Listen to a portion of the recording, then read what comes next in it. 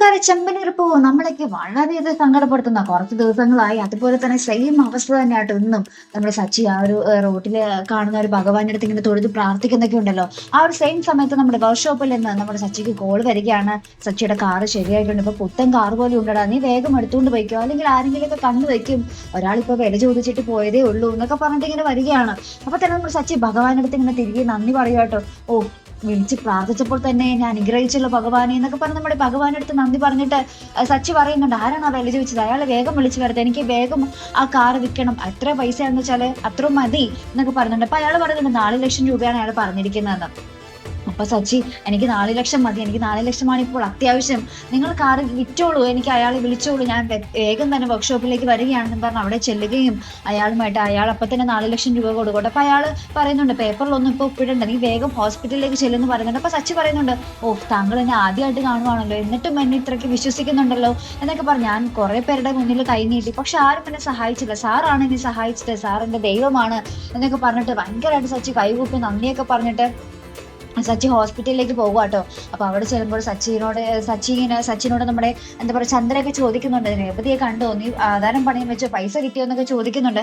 അപ്പൊ സച്ചി പറയുന്നുണ്ട്, ഇല്ല, ഞാൻ അവിടെയൊക്കെ അവൾ അന്വേഷിച്ചു, പക്ഷേ ക്ഷേത്രത്തിലും വീട്ടിലൊന്നും അവൾ ഉണ്ടായിരുന്നില്ല. അതിനുശേഷം ഞാൻ അപ്പോഴാണ് എന്റെ വർക്ക്ഷോപ്പിൽ നിന്നും വിളി വന്നത്, കാർ ശരിയായെന്ന് പറഞ്ഞു, ഞാൻ ആ കാർ വിറ്റമ്മ എന്ന് പറയുന്നുണ്ട് കേട്ടോ.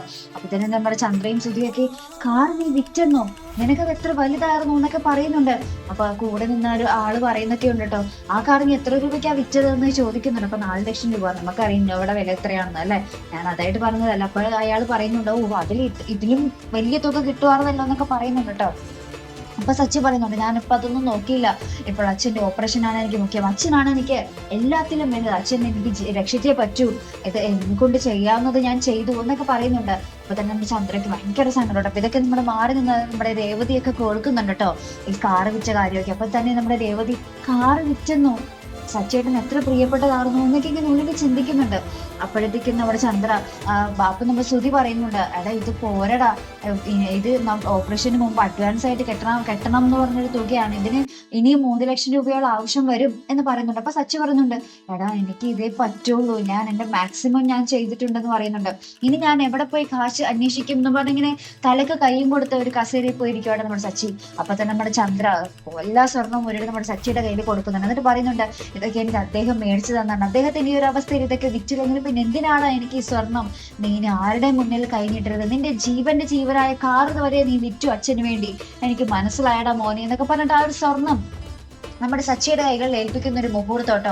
നമ്മുടെ ചന്ദ്ര ആകെ നമ്മുടെ സച്ചിയോട് വല്ലാത്തൊരു സ്നേഹം തന്നെയായിരുന്നു ആ ടൈമിൽ പ്രകടിപ്പിച്ചത്. നമുക്ക് എല്ലാവർക്കും ഭയങ്കര ഒരു സന്തോഷം തോന്നുന്ന ഒരു നിമിഷം. പക്ഷെ അതേസമയം അച്ഛൻ്റെ ഈ ഒരു അവസ്ഥയിലാണല്ലോ ചന്ദ്ര ഈ ഒരു മാറ്റം കൊണ്ടുവന്നതെന്ന് ഓർക്കുമ്പോൾ അവിടെ ഒരു സങ്കടവും ഉണ്ട്. കാരണം അച്ഛൻ ഈ ഒരു അവസ്ഥയിലാണല്ലോ കിടക്കുന്നത്. അപ്പുറത്താണെങ്കിൽ നമ്മുടെ ദേവി ശ്രീകാന്തിനെ വിളിച്ച് ഈ കാര്യങ്ങളൊക്കെ പറയുന്നുണ്ട് കേട്ടോ, അച്ഛൻ ഇങ്ങനെ ഹോസ്പിറ്റലിലാണ്, നിനക്ക് വേണമെങ്കിൽ നിനക്ക് ഇച്ചിരിയെങ്കിലും ഒരു മനസാക്ഷി ഉണ്ടെങ്കിൽ പോയി കാണടാ എന്നൊക്കെ പറഞ്ഞ് നമ്മുടെ ദേവു ദേഷ്യപ്പെടുന്നതിനും ശ്രീകാന്തിനോട് ഈ കാര്യങ്ങളൊക്കെ പറഞ്ഞു.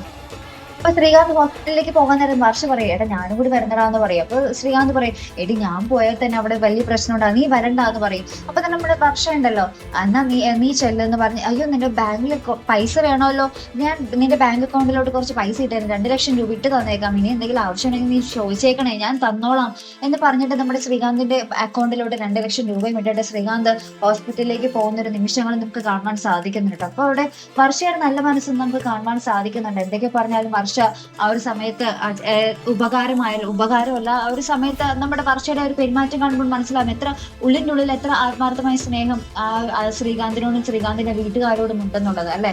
അപ്പൊ എന്തായാലും ശ്രീകാന്തിനെ ഇപ്പോൾ വർഷയും പിരിയാൻ പറ്റില്ല, വീട്ടുകാരെയും സങ്കടപ്പെടുത്താൻ പറ്റില്ല എന്നുള്ള ഒരവസ്ഥയിലാണ് എന്തായാലും. അപ്പൊ എന്തായാലും നമുക്ക് നോക്കാം ഇനി എന്തൊക്കെയാകും അവിടെ സംഭവിക്കാൻ പോകുന്നത്. നമ്മുടെ രേവതി ഹോസ്പിറ്റലിൽ വന്നിട്ടുണ്ട്, ഇനി സച്ചിയും രേവതിയും കണ്ടുമുട്ടുമോ, ഇനി ശ്രീകാന്ത് വരാൻ പോകുന്നു, ഭയങ്കരമായിട്ട് ഹോസ്പിറ്റലിൽ ആകെപ്പാട് സച്ചി ഇനി പരിസരം മറന്ന് ഇവരെയൊക്കെ ആട്ടിപ്പായിക്കുമോ, അല്ലെങ്കിൽ എന്താ പറയുക അച്ഛൻ്റെ ഒരു അവസ്ഥ അവിടുത്തെ ചേർത്ത് നിർത്തുമോ എന്നൊക്കെ നമുക്ക് കാത്തിരുന്ന് തന്നെ കാണേണ്ട ഒരു നിമിഷങ്ങൾ തന്നെയാട്ടോ. അപ്പൊ എന്തായാലും നമുക്ക് കണ്ടു തന്നെ അറിയാം. നമുക്ക് ഇതുപോലുള്ള പ്രൊമോ റിവ്യൂസും എപ്പിസോഡ് റിവ്യൂസും ഒക്കെ നിങ്ങൾ മറക്കാതെ ചാനൽ സബ്സ്ക്രൈബ് ചെയ്യുക. അടുത്തൊരു വീഡിയോയുമായി വരുന്നത് വരയ്ക്കും ഗുഡ് ബൈ.